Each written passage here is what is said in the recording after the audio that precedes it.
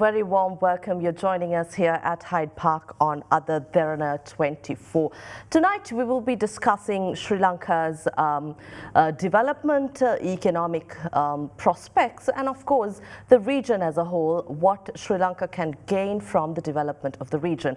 We've invited to our studios visiting chief economist at the World Bank South Asia region, Franziska Ohnsorge. Thank you very much. It's a pleasure to be here. A pleasure to have you here. I hope I pronounced your name right. Perfectly. Wonderful. Just tell us, let's start off with your recent visit to Sri Lanka. Of course, we're talking about the South Asia Development Update and its launch. Let's start off there. So the South Asia Development Update is a biannual, semi-annual report that we publish, and it looks at growth prospects in the region, and it also looks at topical issues for policymakers in the region. So in this particular issue, the growth prospects are good for South Asia. South Asia is the fastest growing region, emerging market and developing economy region in 2024 and 25, on the order of 6 and 6.1% growth in each year. But that's not because of Sri Lanka, that's because of India. India is really the one that's growing very fast, 7.5 and 6.5% roughly. The rest of the region, once you take out India, the rest of the region actually grows pretty much in line with what is happening in other emerging markets and developing economies. And that's in part because some of the countries that were really under balance of payment pressures last year, they're beginning to emerge, but they're emerging very slowly from these recessions last year. But in terms of India and the South Asia region, what is the prospect for the entire region compared to other regions of the world? So South Asia is expected to grow by 6% and 6.1% this year. And the rest of the region, if you remove India, is going to grow at 3.8% and 4.3%. So around 4, basically around 4, and that is pretty much what other emerging markets and developing economies are growing at as well. And the reason are really the 3 countries in the region that are, or have been, financially stressed. They're not alone. There are many countries in the world, or emerging markets and developing economies, that are actually, it's 1/4 of emerging markets and developing economies that have been financially stressed or are financially stressed. And those countries around the world are struggling. Now, 3 of them happen to be in South Asia. And their growth is just beginning to pick up now. So they're not growing much faster than the other financially stressed emerging markets and developing economies elsewhere in the world, outside South Asia. And these 3 countries are? Well, we define these financially stressed as countries that are rated by Moody's as C or worse, or that are identified as in or near debt distress by the World Bank, IMF, low-income country debt sustainability and analysis. That's a mouthful. So that is Pakistan, Sri Lanka, and Maldives are in that category. And they are beginning to emerge from the recession last year. I mean, especially Pakistan and Sri Lanka were in deep recessions, either last year or the previous 2 years. And that is beginning, the recovery is underway now. But it's slow. It's not a strong rebound. It's a slow, gradual recovery. So it's going to take a while for this really to gather momentum. You stress that it's slow, which means growth should have picked up even from the deepest recession or the troubled times that Sri Lanka and Pakistan fell into. Sri Lanka's economic disturbances, the crisis was unprecedented and fell to the lowest.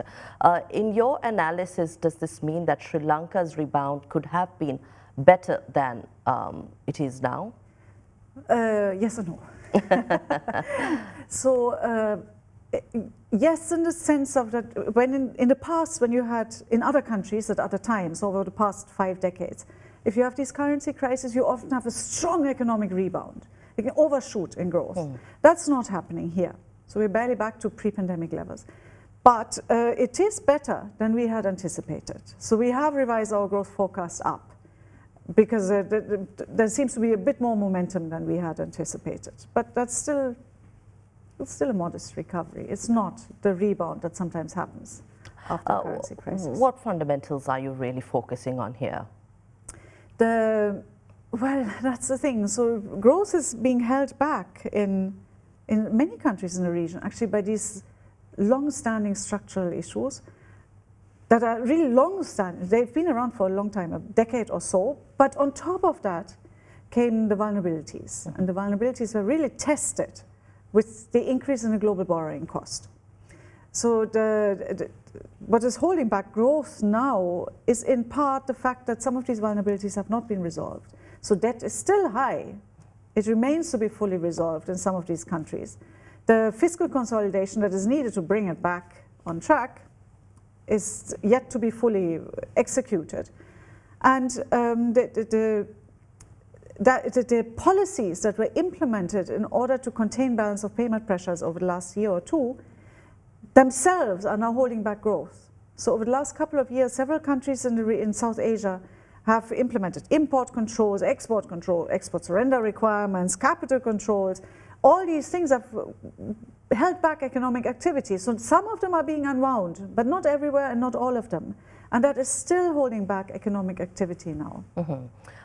Sri Lanka's situation is somewhat different, or maybe even similar at times to the crisis faced by other players in the region. But at the same time, we're talking about inflation. The report says inflation is likely to rise moderately in the near term due to new revenue measures and the dissipation of favorable base effects, and remain benign in the medium term as demand continues to be subdued. Can you explain this? In Sri Lanka, we're looking at inflation to be contained at single-digit level, and the regulator expects that inflation will be contained even amidst higher taxation and subdued consumption. So Sri Lanka itself I cannot really speak to, but I can talk about the global context. It's around the world that inflation is coming down. So this is really something that is then spilling over elsewhere as well. Now, is it coming down fast enough in enough countries? That's a question mark. So in some of the advanced countries, inflation is still running well above target. So these central banks will have to be careful when they start reducing the policy rates. Because what has happened over the last 2 years, pretty much, since March 2022, is a monetary policy tightening in G7 countries that is unprecedented in decades. You have to go back to the 1970s to see this kind of increase in policy rates in the major central banks. So this is one of the reasons why now 1/4 of the emerging markets and developing economies are in financial stress. Everyone with high debt is struggling to pay that debt with global interest rates being so high. But of course they were raised to that extent with the goal of reducing inflation pressures in these major economies. And that is kind of beginning to happen. Inflation has really peaked in the major economies, it's coming down. In fact, in a lot of emerging markets and developing economies, inflation pressures have already receded to an extent that several big central banks in emerging markets, not many advanced countries, but in emerging markets have been able to reduce their monetary policy rates. While you give us that analysis, I'd like you to also give us an understanding of what your forecast and analysis is in terms of poverty and how that really affects countries like Sri Lanka in distress already. Yeah, so again, this is Sri Lanka. The Sri Lanka report actually does have a poverty assessment, and it does point out that poverty has risen sharply to almost 1/4 of the households. But that is not in our regional report. So in the regional report, we point out that really the issue, I mean, the poor are coming under pressure, yes, because of growth, but they're also, and inflation, of course, but they're also coming under pressure because of climate change. That's the angle we are discussing in this regional report, because it's really the poor who suffer most from climate shocks. Sometimes they're more exposed to climate shocks. So when they tend to live closer to rivers, so when there's a flood, they tend to be more exposed. But sometimes they're not more exposed. Like when there's a heat wave, it affects everyone. But when we do a thorough review of every study we could find from any country in the world, like 66 countries, so it's really representative of the world, the poor are the ones who suffer most when there is a climate shock. So if the number of poor are now rising in specific countries, that is a double whammy, because at the same time climate shocks are becoming more frequent, and not just more frequent, also more intense. because of climate change. So this means small island nations like Sri Lanka remain vulnerable. South Asia is actually the region that is most vulnerable to climate change. There is this index that everyone uses, the Notre Dame Climate Vulnerability Index. The average for South Asia is higher than for any other emerging market and developing economy region. 60 million people on average per year over the last decade have suffered from some climate shocks. And that's not the same 60 million people every year. This is different 60 million people every year. So it's really a much, much larger number that suffers from these climate shocks. South Asia really needs to adapt to climate change. Climate adaptation is a real policy priority, both for growth, just generally not be for the globally, the macro economy, but also for the poor, because the poor tend to suffer more from these shocks. But it is countries like Sri Lanka that contribute the least or minimal to climate change, but vulnerable at the same time. This also requires heavy investment or a lot of funds to go into in order to combat the effects of climate change. But how do you assess countries as small as Sri Lanka and in crisis while trying to manage our very own distresses can really contribute to these challenges? And what is the role of the World Bank here? Yeah, no, that's a very good question. You're pointing to this difference between climate mitigation and climate adaptation. So any small country is not going to contribute much to global climate change. You know? So even if they fully mitigated all the emissions, it would have a smaller impact on the global economy. That's mitigation. But for a country like Sri Lanka and a lot of South Asia, frankly, adaptation is the big thing. Yes, they are victims of these climate shocks, more than others. So the policy focus really has to be on adaptation. And you're right, it requires investment. The problem is, I mean, in a country like Sri Lanka, this is obvious, no, that the governments are fiscally constrained. There is very little governments can do at this point until fiscal positions are back on a sustainable basis, on a sustainable footing. There's very little that governments can do to help climate adaptation. So it's really up to the private sector to adapt to climate change. So households, firms, and farmers. And we've done, this is a big review of the literature we've done. Again, every study we could find. How do households, farms, and farmers adapt? And it turns out that firms are actually quite good at adapting to climate change because they can use technologies. They can have an AC like we do here, no? So you don't have the losses in labor productivity during a heat wave, for example.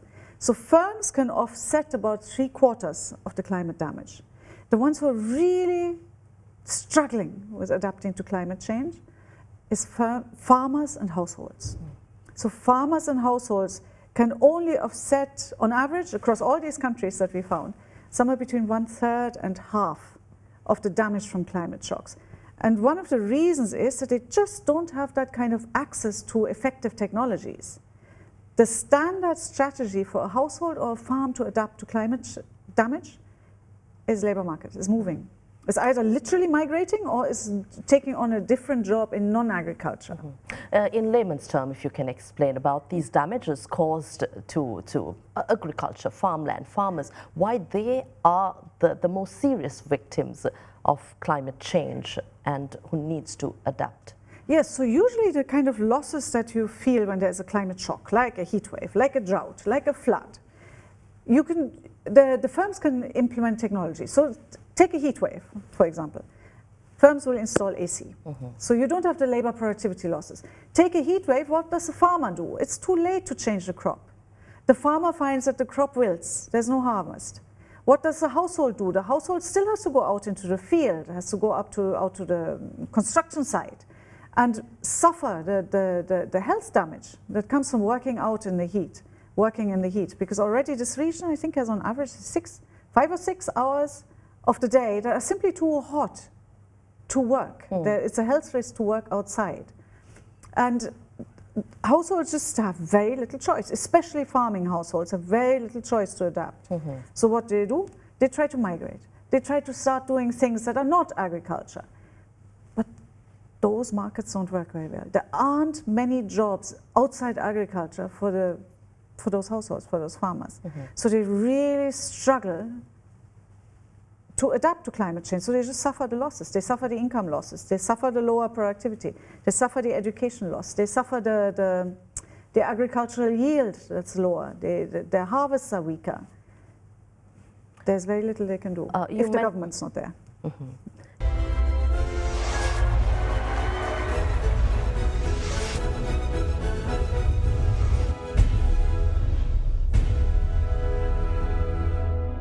You mentioned private sector investment is key here, but in your analysis, how far is private sector involved in this aspect, especially in the region, and what is the potential? Also, I had a question for the World Bank. Yes. You're right. Investment is key, two types. So one last comment on the households.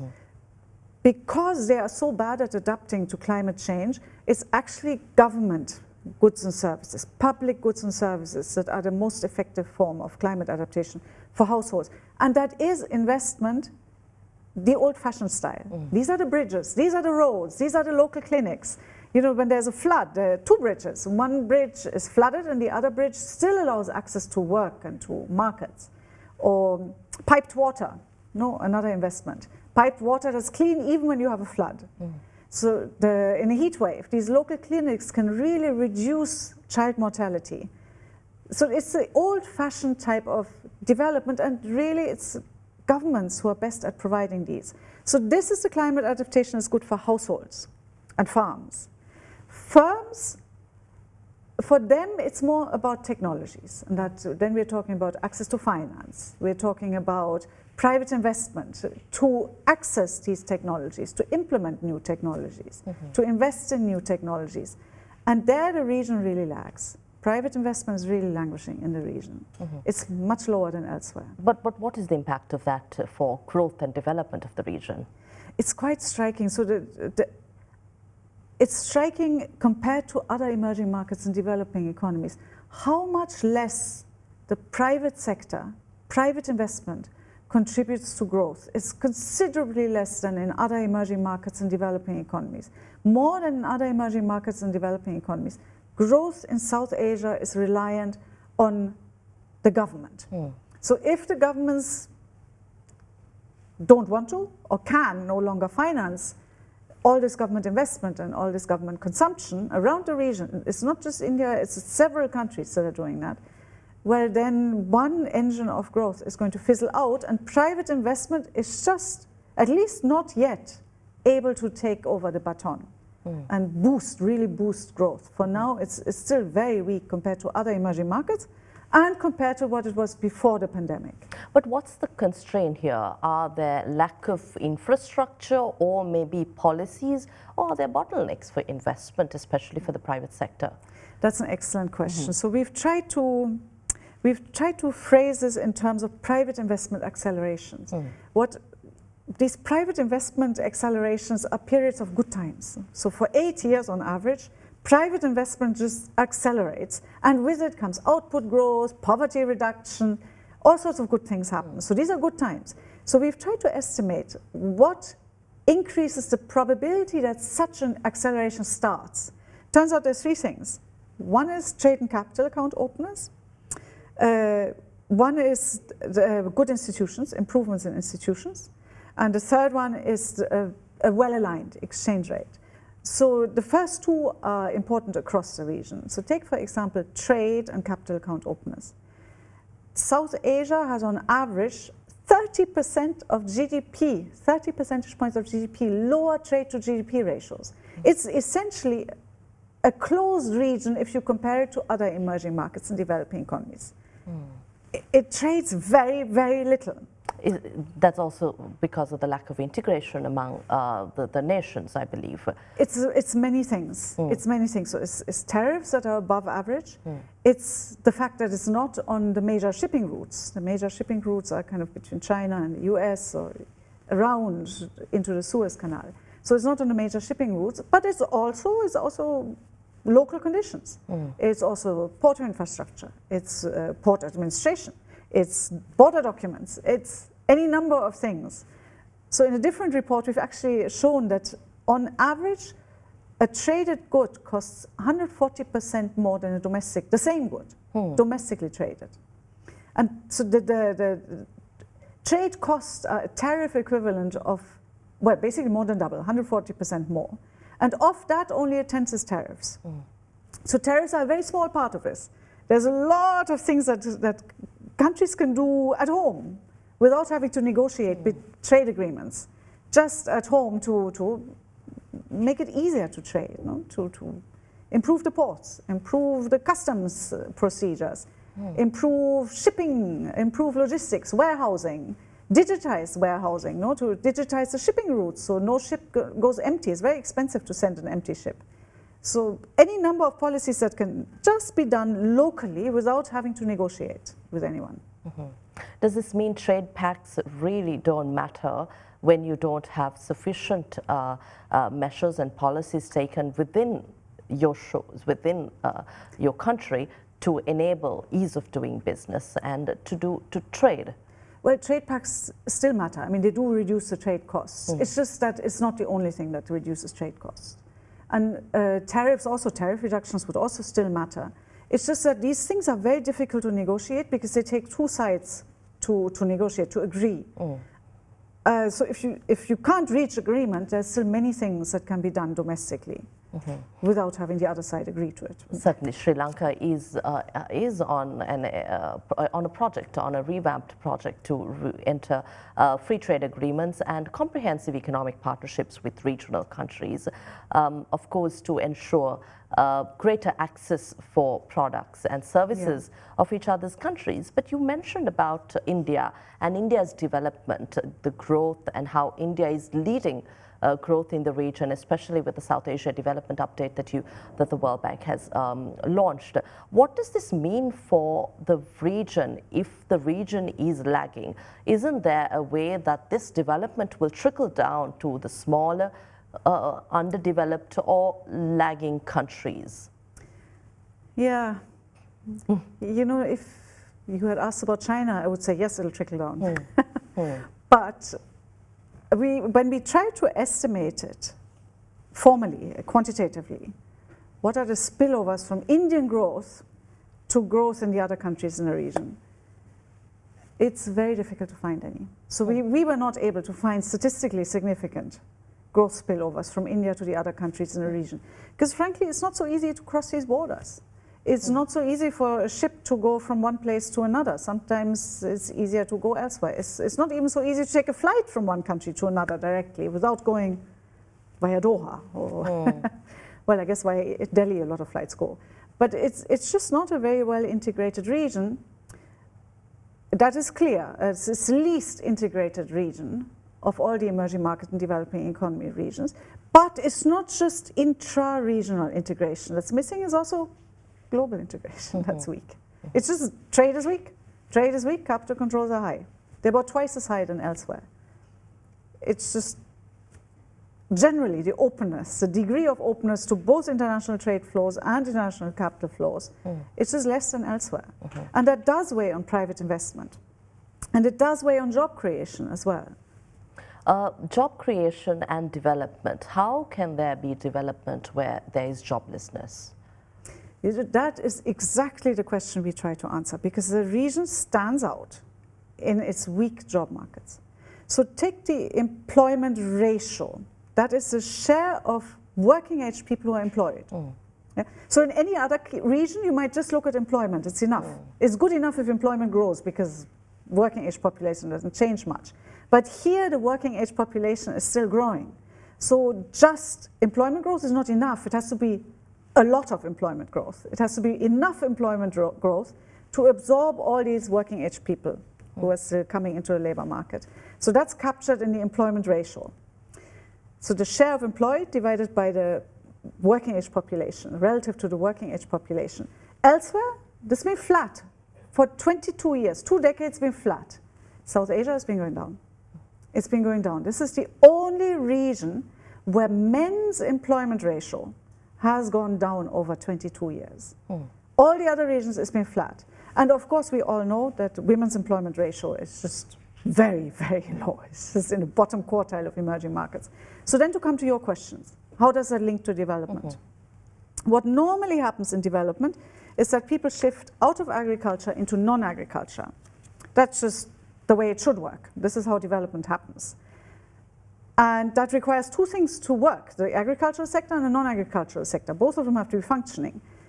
Here, the agricultural sector is working just fine. It's shedding labor like everywhere else, perfectly normal. It's the non-agricultural sector. It's not absorbing people. It's not creating jobs. So at this point, in South Asia, the non-agricultural sector employs 17 percentage points fewer of the working age population than in other emerging markets and developing economies. And that gap has widened over time. So it's the non-agricultural sector that's not creating jobs. And we try to find why. What is causing it? No? Causality is always difficult, but certainly it's correlated. Low employment ratios in the non-agricultural sector are correlated with three things that South Asia has. Small firm size, low trade to GDP ratios, little trade, and low, at least for some countries, low education outcomes. So there Sri Lanka is a bit of an exception. With the higher literacy rates in the country. But I saw somewhere that in your report an estimation that households have limited their education expenses. Is this throughout the region? You know, I wish I could tell you. This is probably from the South Sri Lanka update, right? I'm not aware of whether it's happened. I wouldn't be surprised if it happened elsewhere, especially in the countries that are stressed.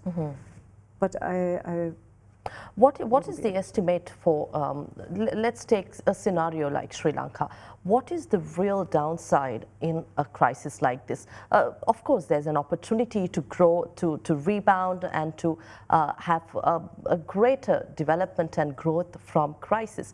But again, what's the downside here? What do you think crises like this leave behind unattended, because you're more focused on the greater development of the economy? Yeah, so it's interesting. Crises can do two things. One is that they become the catalyst for reforms that should have long been done. There's this famous saying, by I forget which politician, but we all know what to do, we just don't know how to get re-elected after we've done it. So the crisis can be the catalyst for all these reforms that we all know should have been done. And then it can really become a rejuvenation of the economy. You can go on a completely different growth path, but that doesn't always happen. Actually, on average, financial crises are associated with lasting damage to output growth. It takes years to really recover the output losses that happen during a financial crisis. So it really is a challenge to our politicians. Can they make the best of a crisis and not waste it? If you must go through all this pain and economic pain and damage, can you at least seize it to put in place the right conditions for future employment creation, investment growth, like a vibrant economy that's driven by the private sector, not by the public sector, that's driven by competition, that's driven by innovation, that's driven by productivity growth, that really lifts people then out of poverty for good. I think I'm told that we have only a few minutes. I'm not sure if I gave you time to speak about the real indicators outlined by your update for the South Asia development region. What are the fundamental and key factors here that you're expecting the region, numbers-wise or percentage-wise?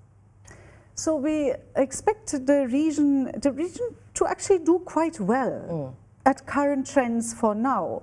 The question is it doing well enough? So a regional growth of 6% is perfectly respectable, but it's not enough to meet the targets. Most countries in this region have the goal of becoming high income at some point in this generation. Different years, but at some point in this generation. And it's just not going to happen with 6% growth. It's going to happen with 8% growth around the region. A lot of countries just need higher growth rates to achieve their long-term development goals. So it's a bit of a missed opportunity if you don't have the reforms that really could generate this, to yield it. No, it's like a missed opportunity. Certainly. I'd like to come back to India here again. With India's the kind of development we are witnessing and you are indicating in your updates, Does this mean the rest of South Asia will be left behind in this development journey that India has embarked on? Especially you discussed about how this is not trickling down to the regional nations. Yeah, I mean, at current growth rates, they are very much left behind. Mind you, several of them also have higher per capita incomes.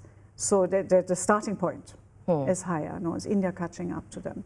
But yes, in the sense of growth, India is really pulling ahead. Of course, it's pulling ahead, in part because it still has a rapidly growing working age population. And even if it's only employing half of them, which is a rule of thumb, that's the employment ratio, that still generates a lot of growth simply by having more people, even if only half of them continue to be employed. The problem is the missed opportunity. If instead of employing half of them, they could employ 70% of them, like in every other big emerging market, there could be a big gain, output gain, employment gain, productivity gain. It could be an economy transformed. Mm-hmm. I think you're very optimistic about what the region can achieve too if policy reforms and the necessary barriers to trade are addressed. I don't have much time to talk about your visit here in Sri Lanka, but I hope you enjoy your stay in the country. Thank you very much. It was a pleasure to be here. Thank you. Thank you very much. We were in conversation with the chief economist at the World Bank South Asia region, Franziska Ohnsorge, who's visiting in Sri Lanka in line with the South Asia Development Update, talking about the region's potential for growth and development. We'll see you again next week with yet another discussion here at Hyde Park on Other Than a 24. Have a pleasant evening. Good night.